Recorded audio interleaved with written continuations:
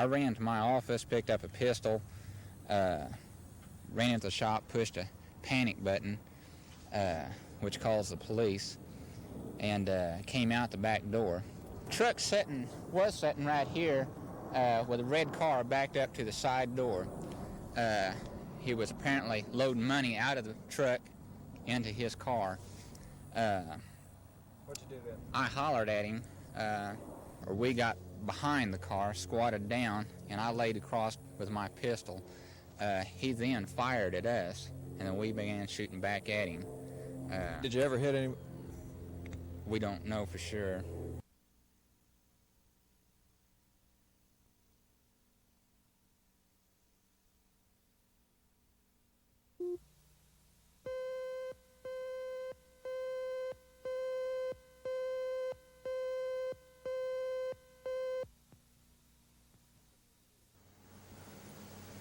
Oklahoma City police responded to a shooting in the 300 block of Northeast 3rd shortly after 5 o'clock this evening. They found 22-year-old Joanne Bowen shot once in the abdomen with a large caliber gun.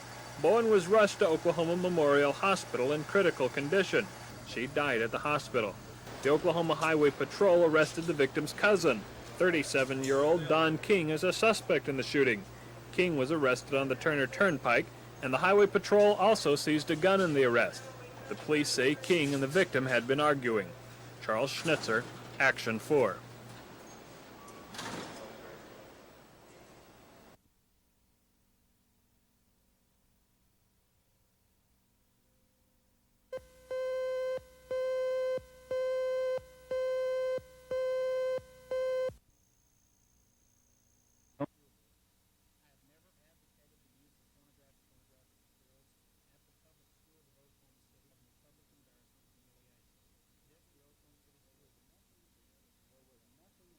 There was nothing in the way that the contract specifically mandates for him that was done, and that isn't even going into what constitutional rights he would have as a citizen or what he would have under the rights of the Termination Act dealing with school teachers. So he has had his rights violated in the way of the Constitution, in the way of state law, and in the way of contract law, according to contract in Oklahoma City. We will appear in front of an arbitrator, a representative of Mr. Ross, and a representative of the Oklahoma City School Board will be on a hearing panel.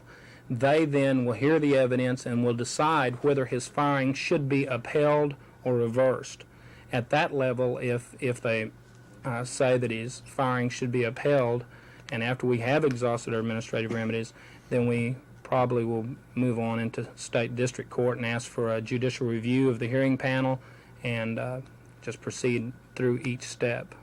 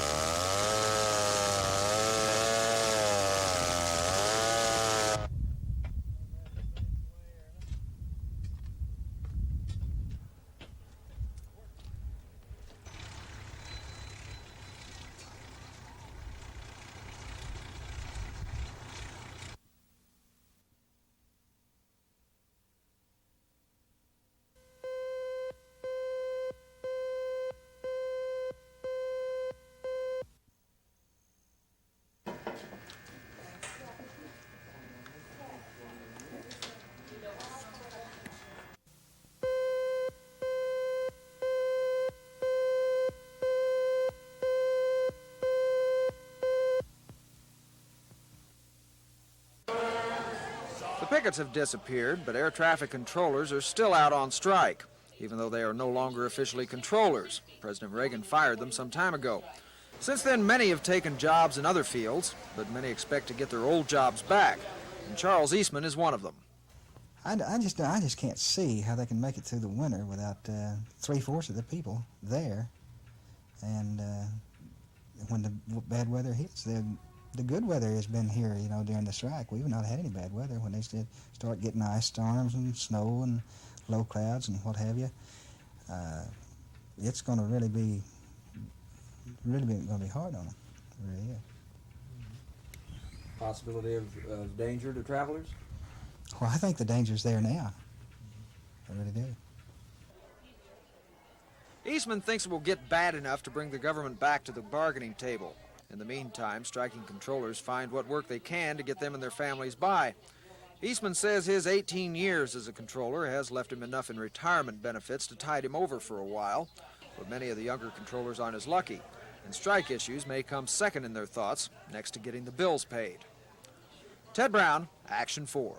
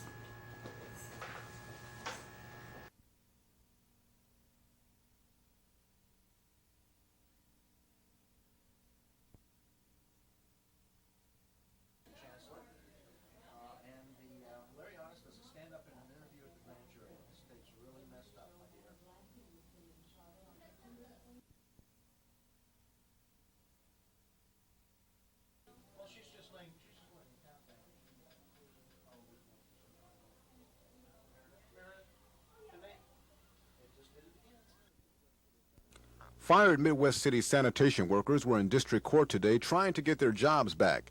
Their argument is they were fired without a proper appeal. The firing stemmed from a work stoppage after the city would not recognize a union wanting to represent garbage workers. Attorneys Jamie Pitts and Mike Lauder represent the fired workers and were asking the court for a temporary injunction today. But Judge Jack Parr said an injunction is to stop something from happening, and since the workers have been fired already, it's too late to stop the firings. And the judge says he can't see where there's irreparable harm done to the workers in this case. The court denied the injunction request, but we'll listen to the merits of the case at another hearing on if the workers should be rehired. Attorney Lauder talks about what he will argue when the case goes back to court. Okay, the proof, I believe, at the time of hearing will be that, one, Mr. Franks, the city manager, did not give any type of appeal at all. The day in question about when they were off by not working was the day that the city manager ordered them off the premises. If they didn't get off the premises, then they would have been arrested by the police. That's the day that he's alleging of abusive absences. How does today's ruling affect your clients? Does it hurt them either way? No, the day's ruling doesn't hurt one way or the other. Today's ruling is the judge did not want to hear on temporary injunction because it was his position that we didn't have an irreparable damage problem. Both sides will be back in court on October 22nd. Attorneys for the sanitation workers are hoping then they can show where the workers need to be rehired and paid back pay. They're also hoping there won't be any more technicalities. Ed Stewart, Action 4, Oklahoma District Court.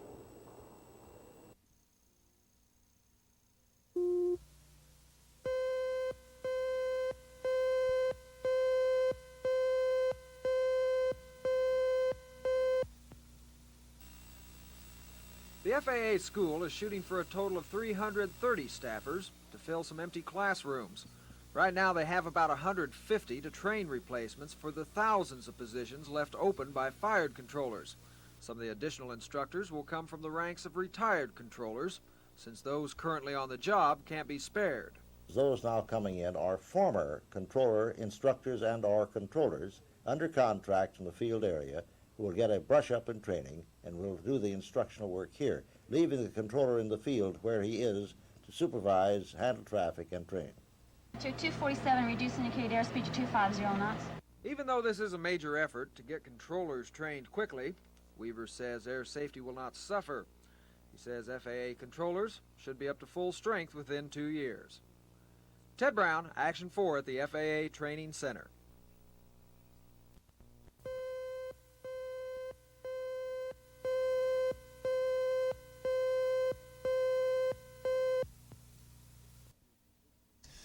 Victims who have been physically injured by criminal assaults can now recover up to $10,000 for those injuries as a result of the new Oklahoma Crime Victim Compensation Act, which became law the 1st of this month. Now, crime victims or the families of victims who are killed as a result of a criminal act can make application to a new 3-member board who will award funds to victims for payment of expenses incurred in the recovery of such attacks. The board may also award up to $750 for funeral expenses. Funds to be awarded by the board will come from an assessment of from $5 to $25, which will be charged to each criminal defendant in the state who is either convicted or pleads guilty to a misdemeanor or felony charge. To be eligible to receive such funds, the crime must have been reported to law enforcement officers within 3 days of its commission, and the claim filed with the board no more than 1 year following the injury. For Action 4, this is Ray Vaughn with Legal Briefs.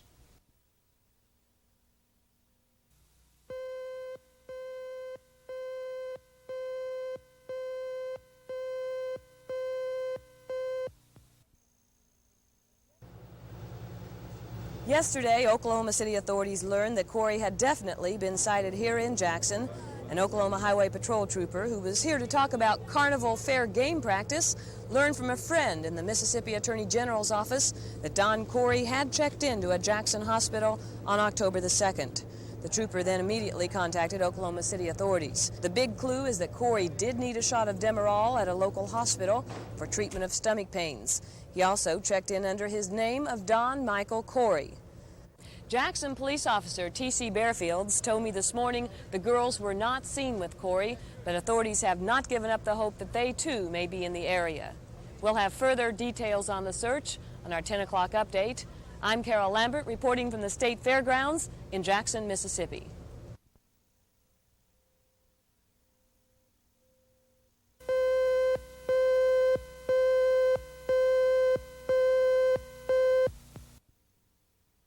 At this point, we're faced with a little bit of a dilemma in that we don't know. We've got him charged with 2 counts of kidnapping. If the girls voluntarily left with him, we could have a problem with those charges.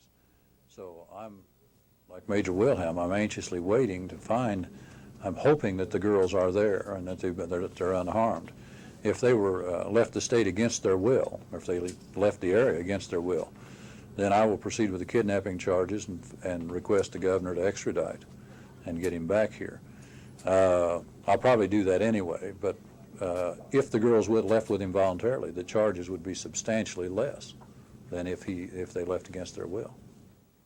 We're also talking about violations of the Federal Land Act, aren't we? That's right.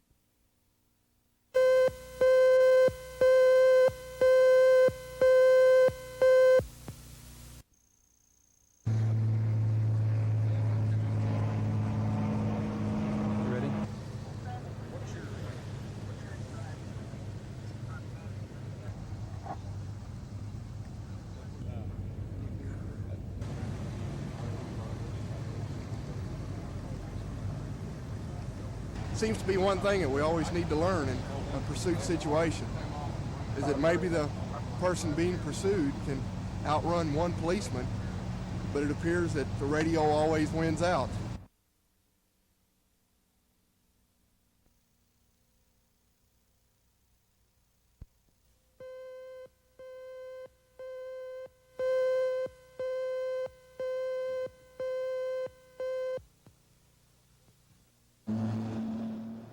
Things are pretty much back to normal in Wewoka.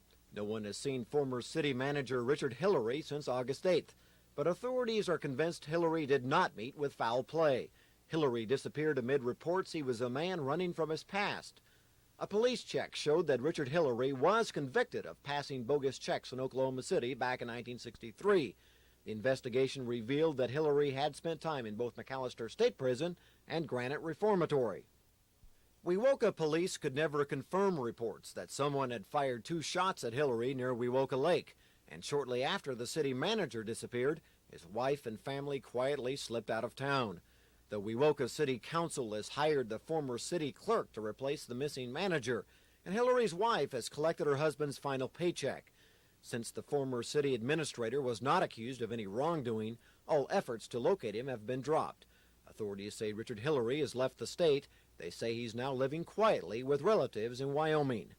Scott Wallace, Action 4 in Wewoka.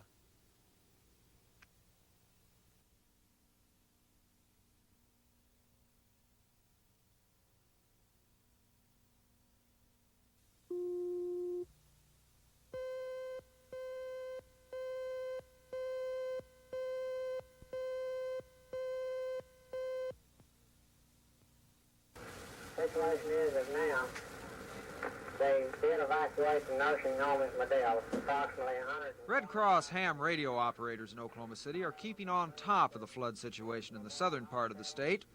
At least 125 people were evacuated from a threatened nursing home in Madill, and the Red Cross is responding to their needs. We have sent personnel and material of physical support to the chapter there. We've sent vans which have cots and blankets and feeding equipment on board. They will be going to Ardmore, which is the center of our operations, and then from there we'll be working out to Madill and Love County, Marshall County, and on Domingo, should anything more serious develop up that way. The Red Cross will pick up food near the flooded area and feed many of the homeless a hot dinner tonight, as well as put them up for the night with cots and blankets. If the rains continue, even more people could be forced from their homes, and the Red Cross says they are prepared to help no matter how bad it gets. Ted Brown, Action 4.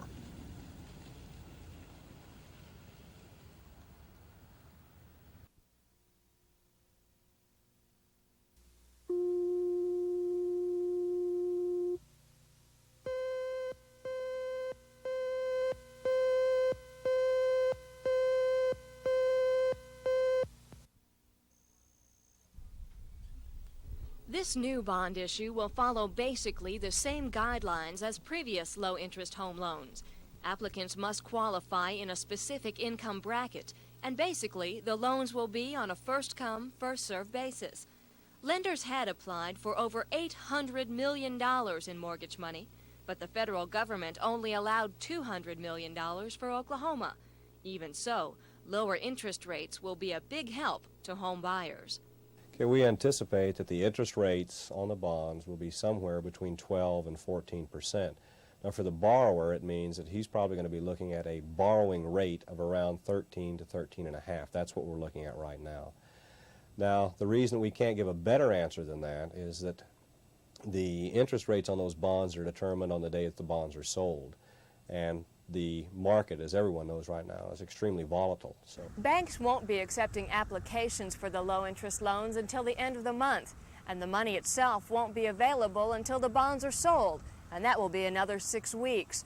In that time, many changes could happen to the market, and those could affect the interest rates or when the money becomes available. The best advice if you're interested in applying for one of these low-interest loans is just to keep your eyes and ears open and be ready to head for the bank. Sue Lauer, Action 4.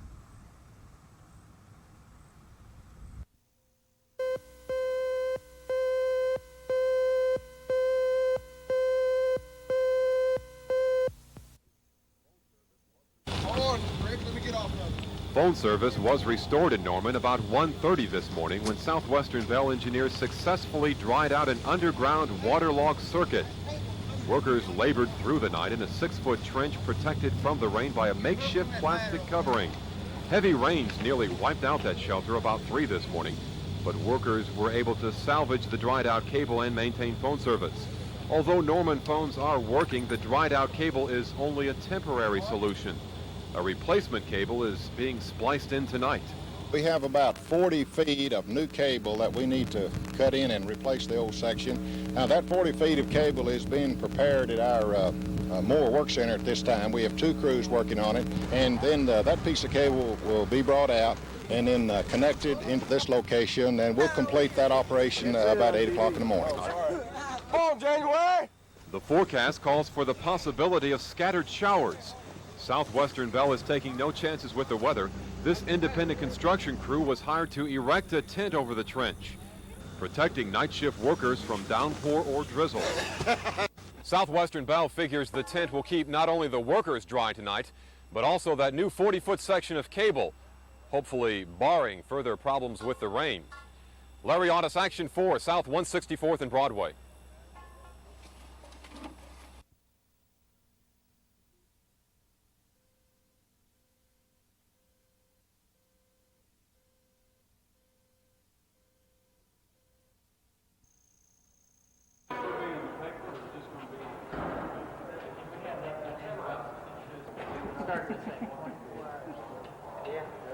judge these people work. Miller, get over and hold some of these. Joe. Obviously, these cases are on Friday morning. Somewhere in the early morning hours of Friday morning, I think somewhere around 4 o'clock. I might have it here.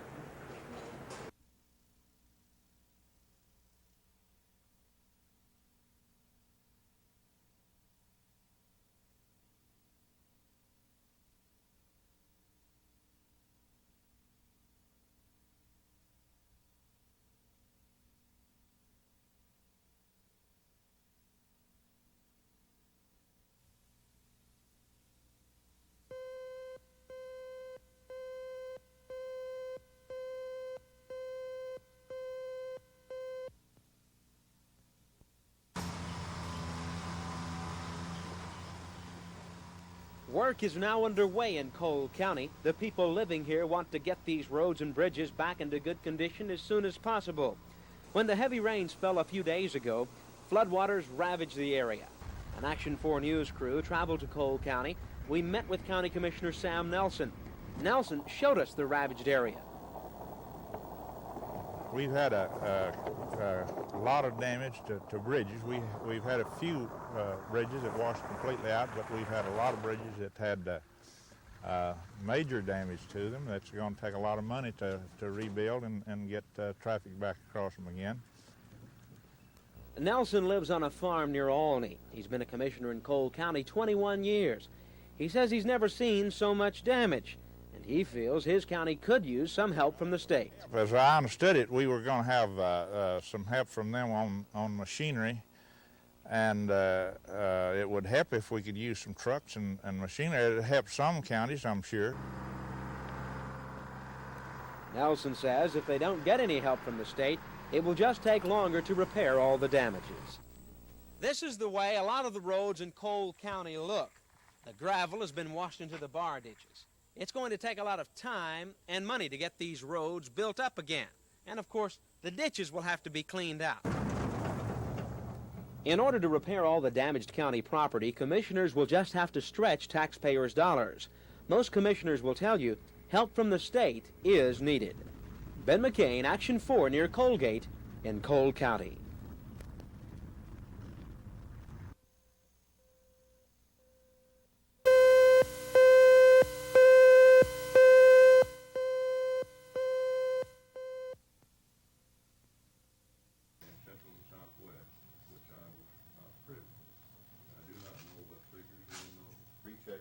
Somebody made a bad decision. We developed the study method. I didn't anticipate that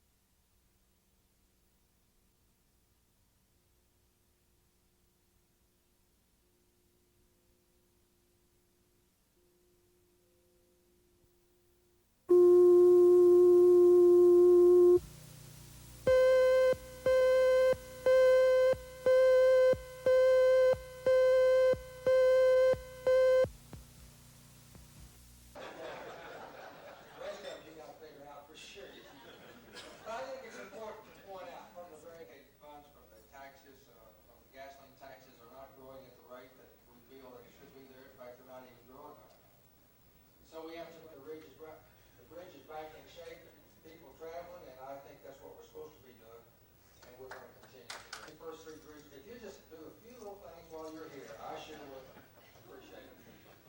That when we talk about transportation, we'd be talking about more than just state highway system, that we would be talking about lake access and park.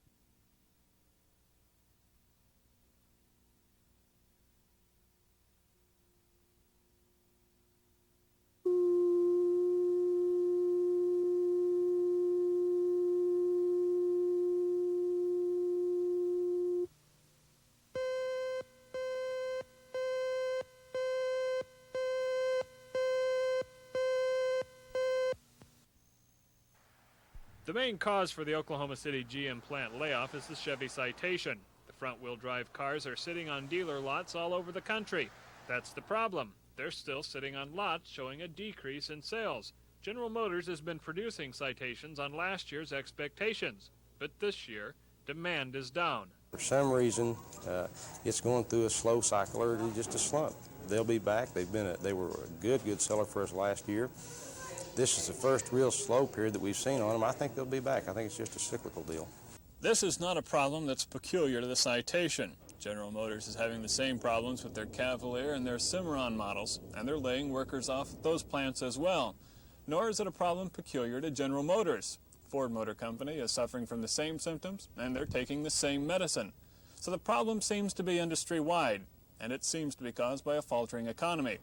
And the auto industry is learning that when the public tightens their belts, the car makers have to tighten theirs as well.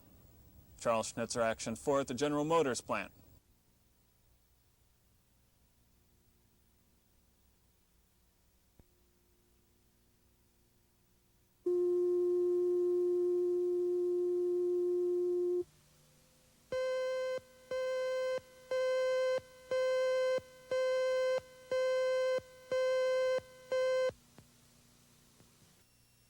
This is the way Michael Newberry's parents think of their son.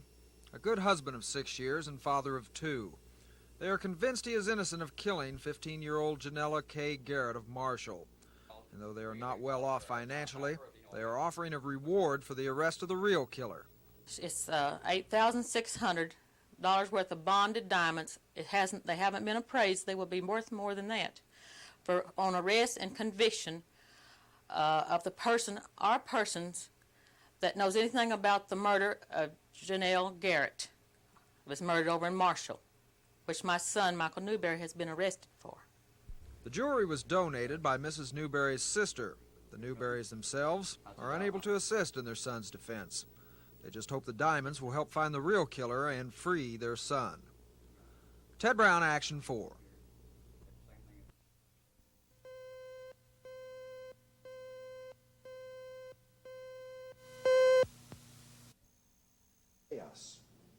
In American transportation, and especially in our American cities.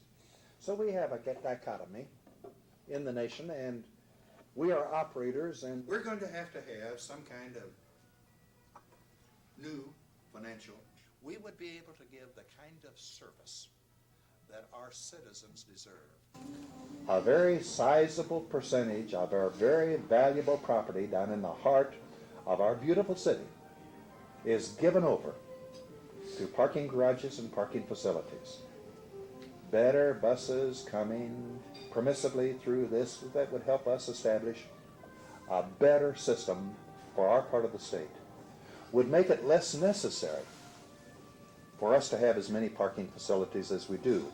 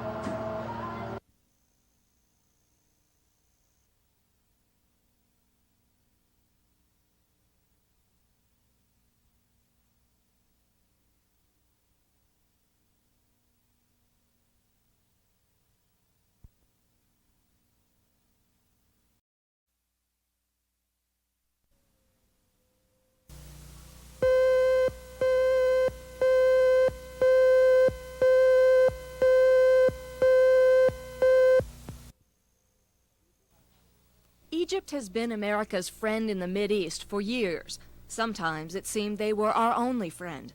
The assassination of Egyptian President Anwar Sadat will affect this entire region politically. Neighboring countries are recalculating their political strategies in case Sadat's plan for peace cannot survive without its author. Sadat was a mainstay in the tumultuous land. His death will affect U.S. foreign policy and the Mideast as a whole. I think the main implication is that there's going to be a great degree of instability throughout the region. With the death of Sadat, a voice of reason has passed, and as a result, the various confrontation states are going to be using this to create further instability in conjunction, I think, with Soviet involvement. Adel Ali is Egyptian, and he doesn't take a fatalistic viewpoint. He thinks the Egyptian people will continue Sadat's plan for peace because Sadat showed them that peace will bring prosperity. Because every single Egyptian felt the war, paid the price for the war, not just the first 48, 56, 67, 73.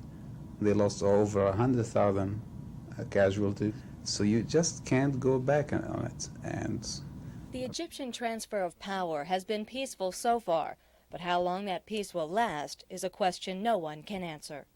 Sue Lauer, Action 4.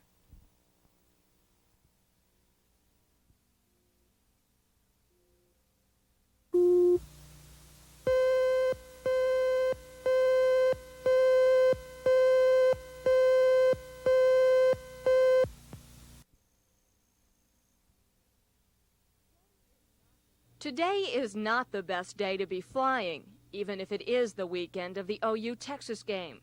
Bad weather always causes some problems with the tower, but pilots here are willing to work those problems out. These guys are professionals, corporate pilots with several thousand hours flying time. They don't like the inconvenience any better than their passengers do, but they understand why delays are necessary. If you do wait on the ground, you're mad. But even so, when you get airborne and there's some problems, if you understand the system and try to work with the system, we had to work with the system before the controllers went out, and we did.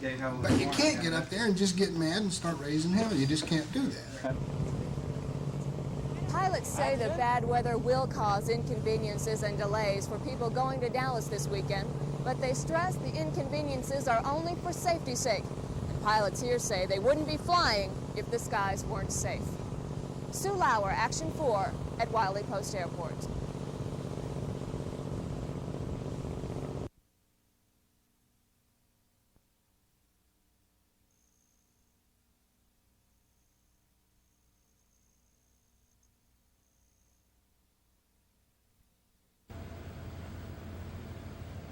This morning at about 3:17 a.m., our officers were called here to 323 Northwest 26 in reference to a subject being shot.